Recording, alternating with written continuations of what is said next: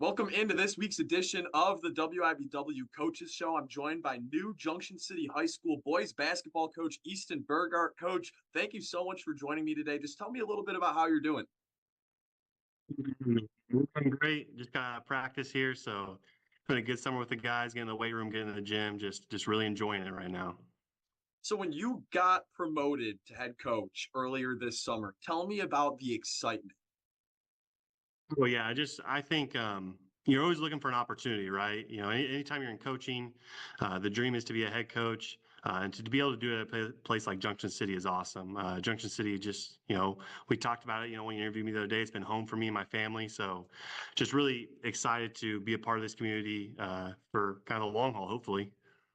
7 years on the coaching staff. How do you think that's going to help you with year one? Well, I think, it just helps me. You're already part of the community, right? So you know the community, you know the families, you know the players, but you also just, you're not uprooting your life. You're not moving your family. You're not having to go, meet new teachers that you work with and things like that. So for me, I think that's a big part of it. And also, just the basketball side of it. I was part of a great staff for 7 years. Had a great head coach in Nick Perez who, taught me a lot. I learned a lot from not only him, but everybody on the staff. We have a lot of good guys. We have another guy on staff that's, the head soccer coach here. There's always things to learn from people like that. And so I've just tried to be a sponge and soak up as much as I can these 7 years, so that when this opportunity arose, I'm ready for it.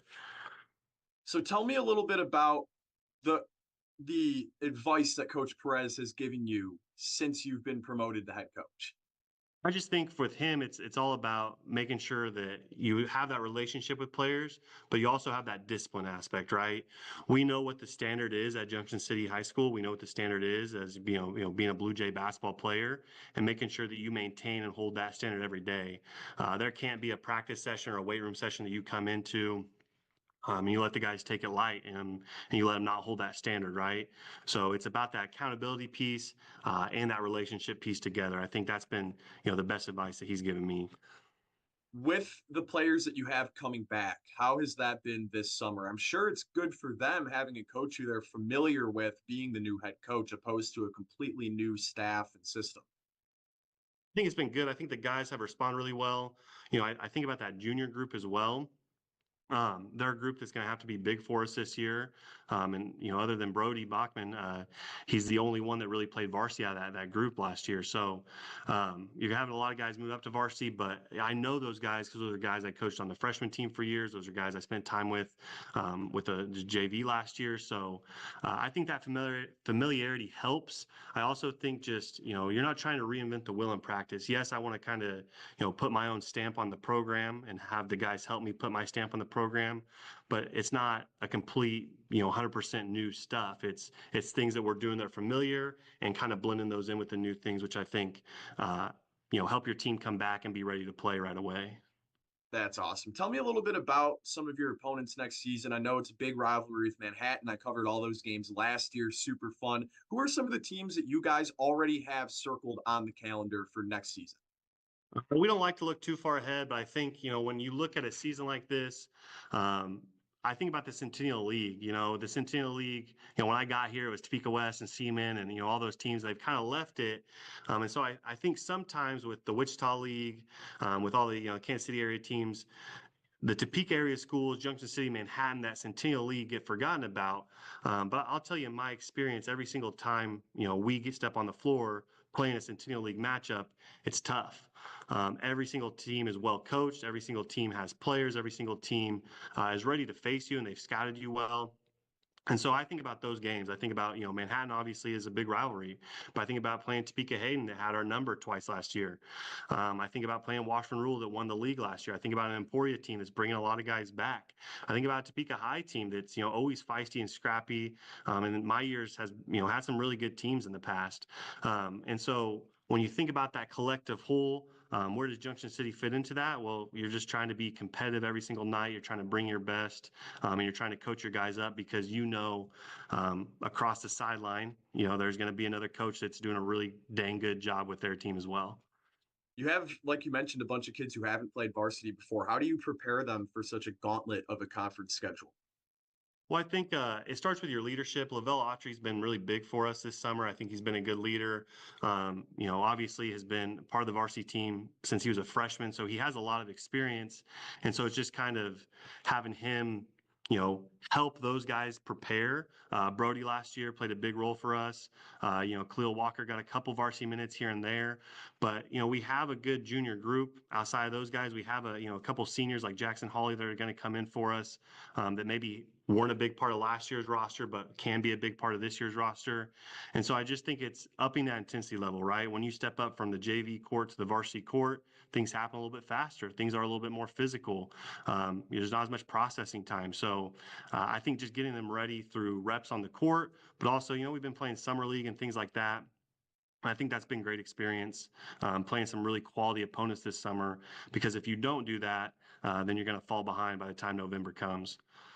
Absolutely. Tell me a little bit about what you guys are doing this summer to get the team prepared, not just those guys who haven't played varsity before, but the entire team. Obviously, it's new for you too, being head coach for the first time this summer. So just kind of walk me a little bit through what the last few weeks have been like and what the next couple of months are going to look like. Well, it was really kind of a funny summer. May 27th was the first day we could start, and we were in the gym that week. Like, I wasn't going to waste any time. So from May 27th on, we've been in the gym 3 times a week. We do Tuesday, Wednesday, Thursday for basketball. We also offer an open gym on Mondays. And then the weight room's been really important. That started on, July 2nd for us, I believe. And we do, weights, strength and conditioning, I should call it, Monday through Thursday. And so it's a lot to ask of our kids, because you got kids that also play football, they play baseball, they're multi-sport athletes. But I kind of love that. I love, the kids love being Blue Jays. I love that they love competing for our teams.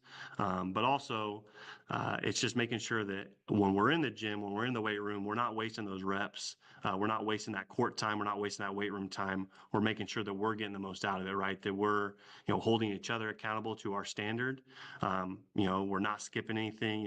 One rep in the weight room skipped is going to cost you in November. So just making sure that our older guys understand that, so that our younger guys can also follow kind of their example. Absolutely. You mentioned Lavelle Autry. He had some big moments both on the football field and on the basketball court last year. How excited are you for him to be kind of at the core of your team? Oh, I think Lavelle's ready for this. I couldn't be more excited to have a player like that. The handling ability, Yep. the speed up and down the court, the IQ too. I think that's something that gets missed from him. He can be a coach on the floor. He knows everything we're running. He knows it inside and out. He knows it from every position. And I think that's his biggest asset. Yeah, he's a great finisher. Yeah, he's super quick. Yeah, he can handle the rock like nobody else.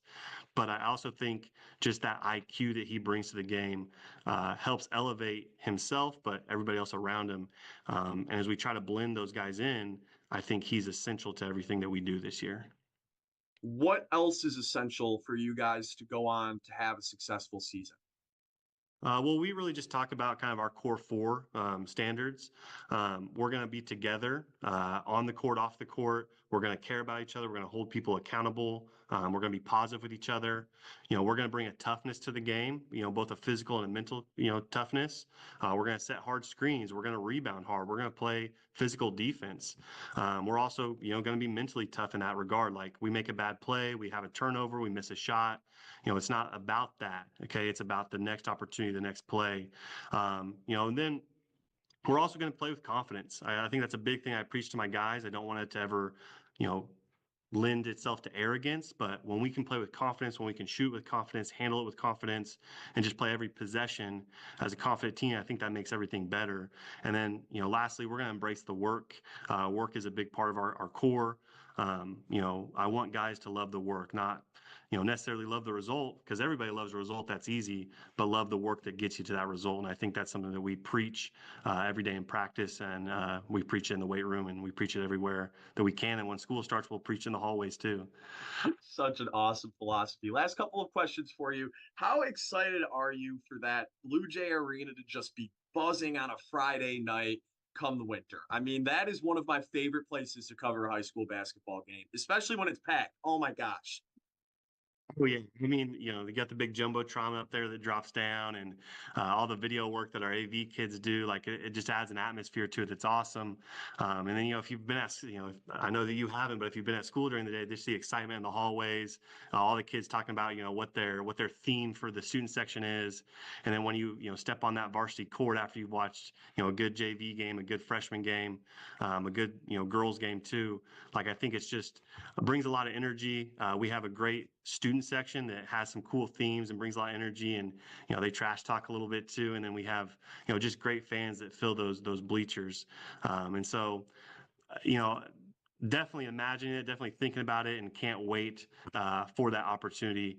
Come November, come December, because when you step on the court as a Blue Jay, I think it's just something special.